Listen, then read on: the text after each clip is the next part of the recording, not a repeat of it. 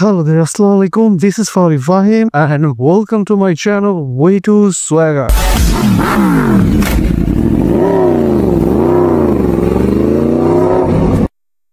আজকের আবহাওয়াটা অনেকটা ঠান্ডা ঠান্ডা অনুভব করছি। সকালবেলা যখন জিমে যাই ঠান্ডা একটা বাতাস চারদিকে একবারে ছড়িয়ে পড়ছে। মানে আমরা শীতের উপস্থিতিটা ঢাকা শহরে অনেকটা টের পাচ্ছি। যারা আর কি সকাল সকাল ঘুম থেকে ওঠে একমাত্র তারাই বুঝবে, এন্ড যারা দেরিতে বাসায় যায় আমার মতো, আমার তো মাঝে মাঝে অফিস থেকে বের হইতে হইতে মানে যখন বিশেষ টাইপের কাজগুলো থাকে আসলে 1-2টাও বাজে, তখন দেখা যায় যে foggy night, foggy weather. So winter is coming. তবে ঢাকায় একটু ঠান্ডা খুব কমই পাওয়া যায়। অলরেডি দেশগ্রামে ঠান্ডা পড়ে গেছে এন্ড পঞ্চগড়ে তো পাহাড়ও আগেই পড়ে গেছে। তো অনেকদিন ধরেই মানে জানতে চাই যে আমি রয়্যাল এনফিল্ড কেন সেল দিলাম। এর আগেও হয়তো বা আমার বলা হয়েছে, বাট আজকে ভাবলাম একটু আপনার সাথে বিস্তারিত শেয়ার করি।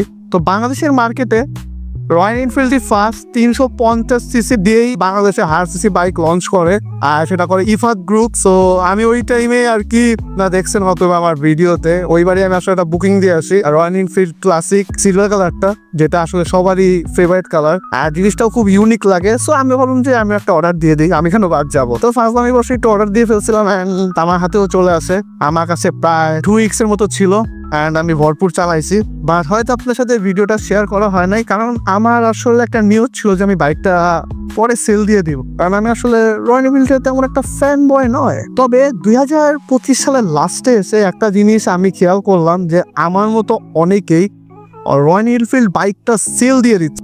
ইন্ডিয়ায় যারা বাইক চালিয়েছে তাদের ভাষ্য মতে রয়্যাল এনফিল্ডের যে র সাউন্ডটা বাংলাদেশের যে বাইকগুলা মানে আসছে অনেকটা ভিন্ন। এছাড়াও বাইকটা রিসেল ভ্যালু অনেক কম, কারণ মানুষ কি কারণে যেন বিক্রি করে দিচ্ছে। আমার কাছে তো একটাই রিজন ছিল যে ভাই হায়ার সিসি বাইক একটু তেল খাবে, এটা আমিও মানি, বাট আমার কাছে আসলে ততটা আমি আসলে পছন্দ করি না। কারণ হলো রয়্যাল এনফিল্ড এক সময় আমি বারবারই বলে আসছি, আমি এখন অনেকেই বলে আসছে যে 1 থেকে 1.5 বছর পর এই বাইকটা যদি ভালো মতো মেইনটেইন না করা হয় তাহলে এই বাইকটা একটু ধ্বজভঙ্গ হয়ে যায়। বুঝতেই পারছেন, মেটালিক ফ্রেম, মেটালিক সবকিছুই। তারপর আবার বৃষ্টি বাদল হইলে জং পড়ার প্রবণতা বেশি থাকে রয়্যাল এনফিল্ডের ক্ষেত্রে।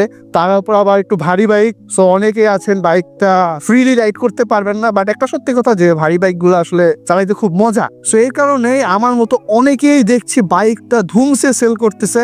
অ্যান্ড বেশিরভাগ সেকেন্ড হ্যান্ড মার্কেটগুলোতে দেখা যাচ্ছে যে রয়্যাল এনফিল্ডের দাম একটু তুলনামূলক কম। আর এছাড়াও মানুষ যেভাবে হাইপ ক্রিয়েট করছিল যে ভাই রয়্যাল এনফিল্ড চলে আসছে কি নাকি, এখন চালানোর পর ওইরকম কোন স্মুথনেস বা কিছু একটা পাচ্ছে না। তবে হ্যাঁ, রয়্যাল এনফিল্ড তারাই চালায় যারা একটু লাক্সারি লাইফ লিড করে বা নিজেকে লাক্সারি ভাবে প্রেজেন্ট করতে চায়। সো একমাত্র তারাই আসলে রয়্যাল এনফিল্ড কিনে।